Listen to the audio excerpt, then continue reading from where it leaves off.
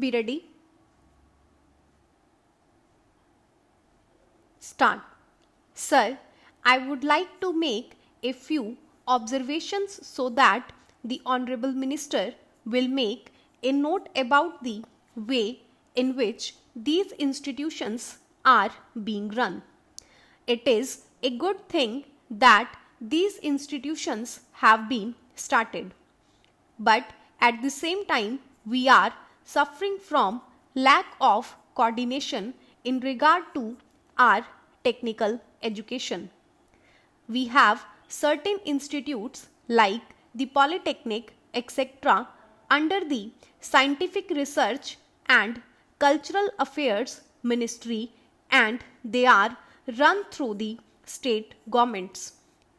Then there are the engineering colleges under the universities, and thirdly, sir, trade technical education is imparted by the Central Labour Ministry at the state level. In addition to that, the states have certain arrangements of their own for technical education. I feel that there is no effort at coordination, and that leads to a good deal of confusion. Perhaps if there is effort, there are certain difficulties. I hope the Honorable Minister will tell us about that. I would also like to suggest that even in these four institutions, as for some time the medium of instruction would be English, for emotional integration, an attempt should be made to take a few students from the neighboring region or other regions on the reciprocal basis. Otherwise, these institutes will themselves be developing, as was hinted by the previous speaker, some regional consciousness.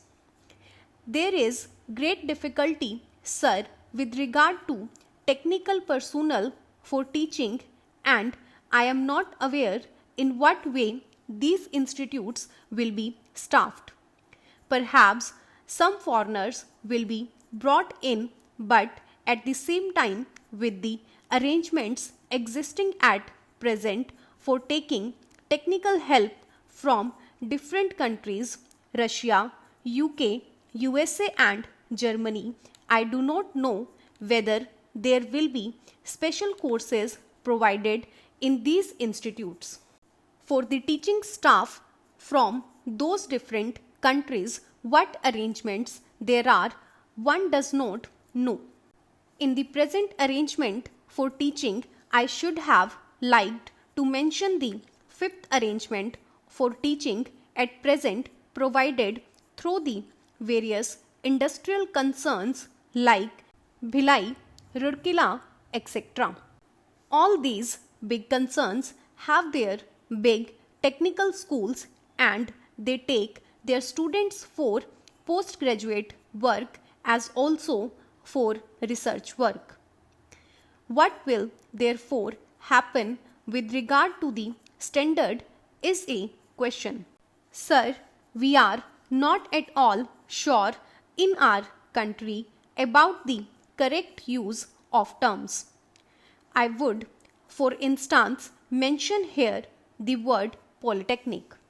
They have one school, and even if there is arrangement for starting another subject, no effort is made, and no sooner they feel they should give guarantee of some sort of technical education without proper inquiries with regard to the possibilities for employment and the various mineral resources, etc., and the basic education that should enable the students to enter the polytechnics to have the training where it is available, these polytechnics are started.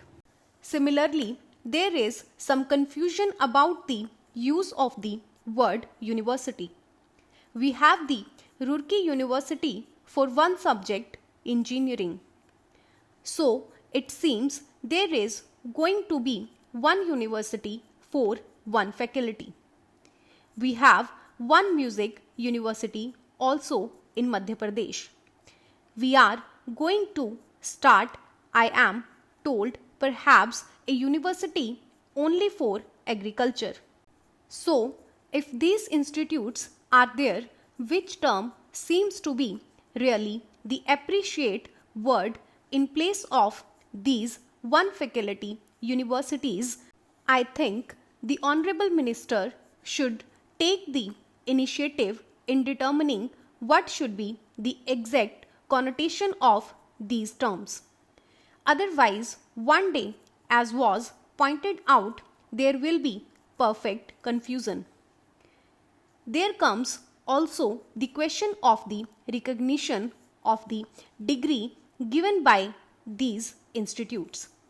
Of course, if the training with the special facilities available and the specially recruited staff available is of a high standard, naturally people would be very anxious to recruit the people who have passed out from there.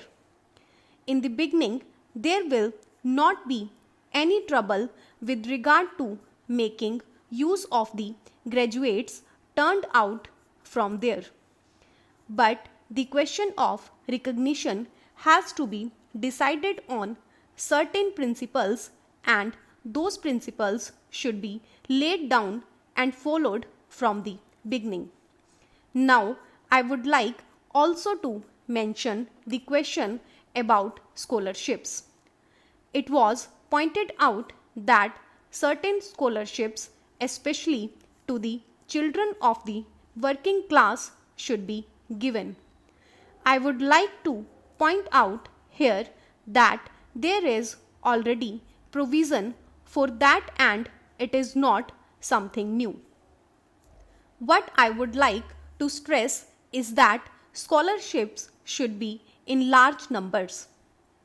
The scholarships do not seem to be adequate for the rising standard of living and the cost of living. The scholarships that are given do not meet half the need. There is yet another matter which the Honorable Minister is the proper person to inquire about, and that is the merit scholarships that are available in different states to students for technical subjects or to another students who pass with very high marks are not given by the states if they read outside the state.